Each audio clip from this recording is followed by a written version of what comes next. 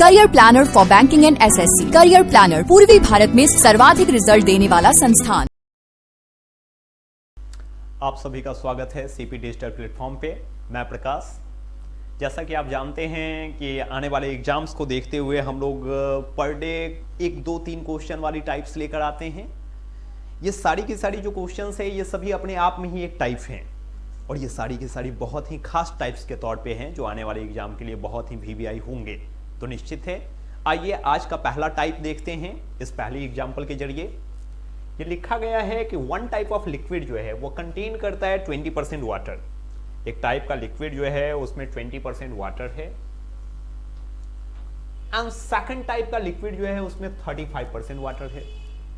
अब इसका कहना है कि पहला टाइप वाले का 8 पार्ट्स लिया गया और दूसरा वाले का 5 पार्ट्स लिया गया, 5 पार्ट्स ऑफ सेकंड। तो आपको बताना है कि पूरे न्यू मिक्सचर में वाटर परसेंट क्या है।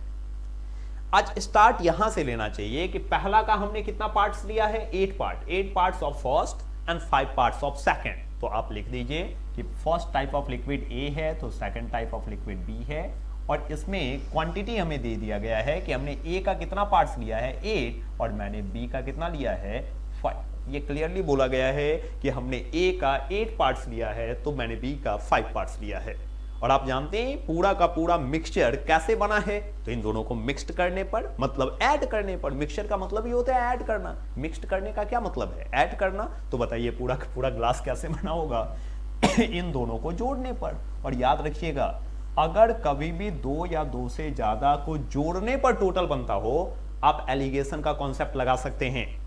ये बड़ा कंफ्यूजन होता है बहुत सारे स्टूडेंट्स को कि मिक्सचर एंड एलिगेशन का कॉन्सेप्ट कब लगाएंगे। तो हम आपको सलाह देंगे कि जब कभी भी जहां कहीं भी 2 या 2 से ज्यादा को ऐड करने पर, 2 या 2 से ज्यादा को ऐड करने पर अगर टोटल बन रहा हो, आप वहां एलिगेशन का कॉन्सेप्ट लगा सकते हैं। हमेशा एलिगेशन का कॉन्सेप्ट आप हमेशा यूज कर सकते हैं जब कभी भी 2 या 2 से ज्यादा को जोड़ने पर टोटल बनता हो। आज पूरा का पूरा न्यू मिक्सचर कैसे बना है, तो पहला मिक्सचर और दूसरा मिक्सचर को मिलाने पर ही ना बना है। मिलाने का क्या मतलब होता है, ऐड करना। अब आप खुद हमें बताइए पहला रेशियो से कितना है 8 और आप मुझे बताइए पहला में वाटर परसेंट क्या है, क्योंकि हमें न्यू मिक्सचर में वाटर परसेंट ही निकालना है। अगर हमें न्यू में वाटर परसेंट निकालना है तो हमें कंपेयर भी वाटर से ही करना चाहिए। तो आप मुझे बताइए पहला में वाटर कितना है 20%। तो आप कह दीजिएगा कि पहला का वाटर है 20%। आपको जवाब परसेंट में ही चाहिए, इसीलिए यहां परसेंट एलिमिनेट करने की जरूरत नहीं है।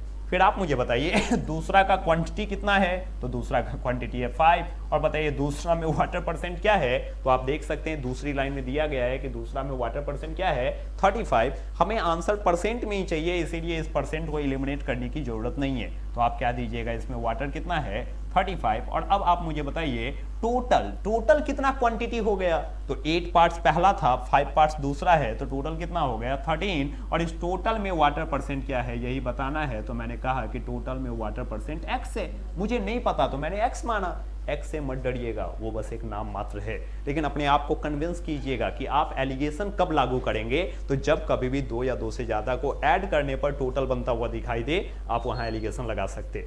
अब बात साफ है, कंप्यूट करना है। आइए कैलकुलेट करते हैं। 28 जा आप भी जानते हैं 160, 35 5 जा 175, जोड़िएगा तो आप कह सकते हैं 335।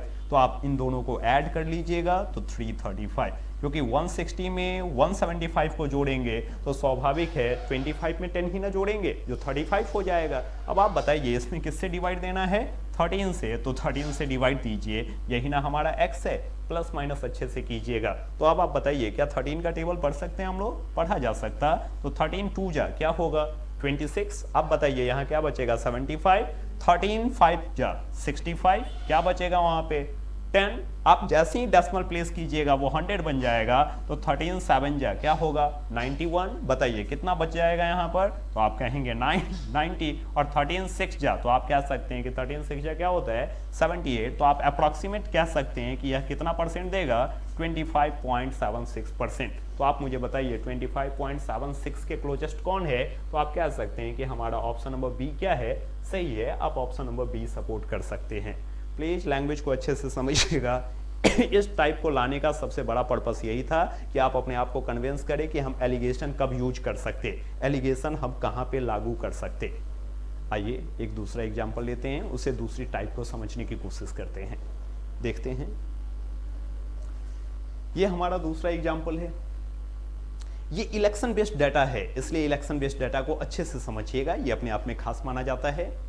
ये कह रहा है कि एक इलेक्शन है जिसमें एक कैंडिडेट को 25% मिलता है और वह हार जाता है अपने राइवल से 270 वोट से।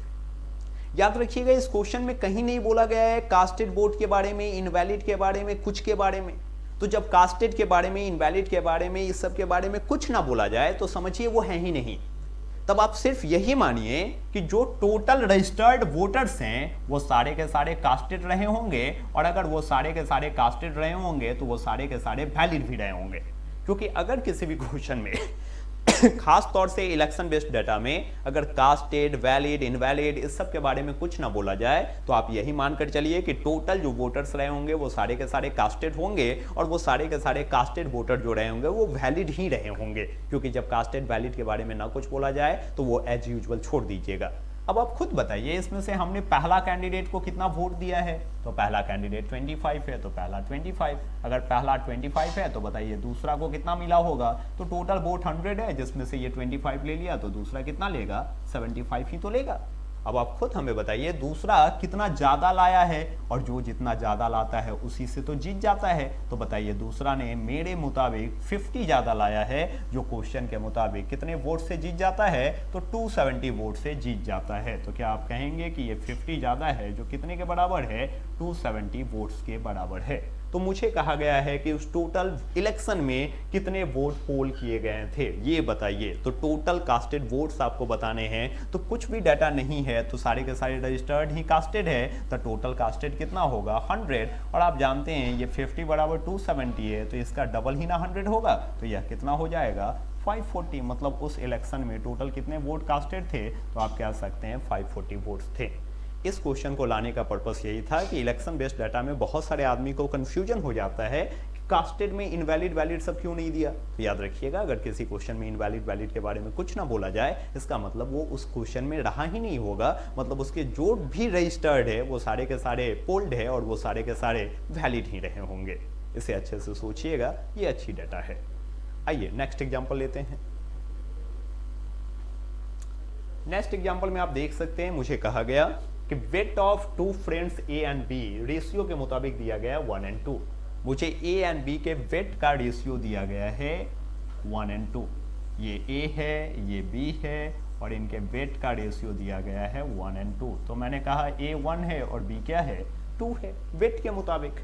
फिर आप देख सकते हैं आगे क्वेश्चन दिया गया कि ए पर्सनली इंक्रीज कर रहा 20%, जबकि ये टुगेदर इंक्रीज हो रहा है 30%। तो मुझे परसेंटेज इंक्रीज इन बी बताना है। आपको याद होगा पिछले दिन हम लोग बातचीत किए थे ऐसा कि अगर कभी भी जवाब परसेंटेज में देना हो तो हमें क्वेश्चन में दिए गए एक्चुअल नंबर से मतलब ही नहीं होता।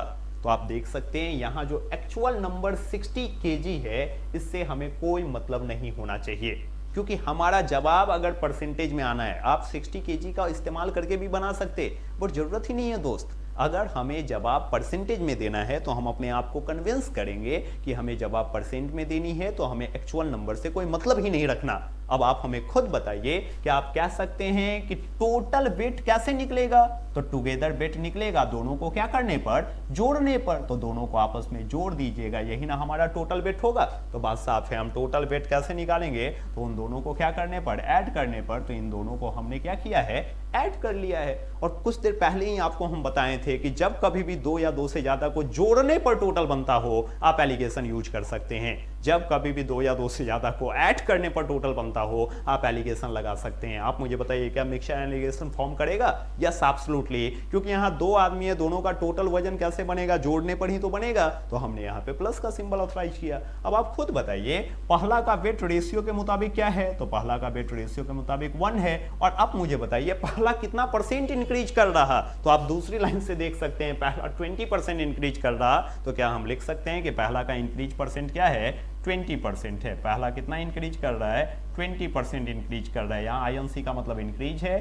दूसरा का इंक्रीज परसेंट बताना है, तो दूसरा का बिट क्वांटिटी से तो हमें पता है कि यह रेशियो में कितना है 2, और आप जानते हैं दूसरा का बिट हमें बताना है, तो मैंने इसको x माना, x से मत डरिएगा, ये इंक्रीज परसेंट है। और बताइए टोटल बिट, तो बताइए रेशियो के अकॉर्डिंग टोटल बिट कितना हो गया, तो अगर आप गौर करें तो टोटल बिट ये 1 है, ये 2 है, तो टोटल बिट क्या हो गया 3। और टोटल बिट में हमें दिया गया फोर्थ लाइन के मुताबिक कि परसेंटेज के मुताबिक कितना इंक्रीज हो रहा 30, टुगेदर के बिट में इंक्रीज हो रहा है 30। तो क्या हम लिख सकते हैं यहाँ पे कि टोटल बिट कितना इंक्रीज हो गया है 30% इंक्रीज हो गया है। टोटल बिट कितना इंक्रीज हुआ है 30। सबसे जरूरी बात यह है, सबसे जरूरी बात यह है कि हम अपने आप को कन्विंस करें कि ये मेथड लागू कब करेंगे, तो जब कभी भी 2 या 2 से ज्यादा को ऐड करने पर, 2 या 2 से ज्यादा को ऐड करने पर टोटल बनता हो, आप हमेशा ये मेथड लागू कर सकते हैं। तो आप देख सकते हैं हमें इंक्रीज परसेंट निकालना था, तो परसेंट को एलिमिनेट करने की कोई जरूरत नहीं, सभी जगहों पे इंक्रीज इंक्रीज इंक्रीज लिख दिए हैं।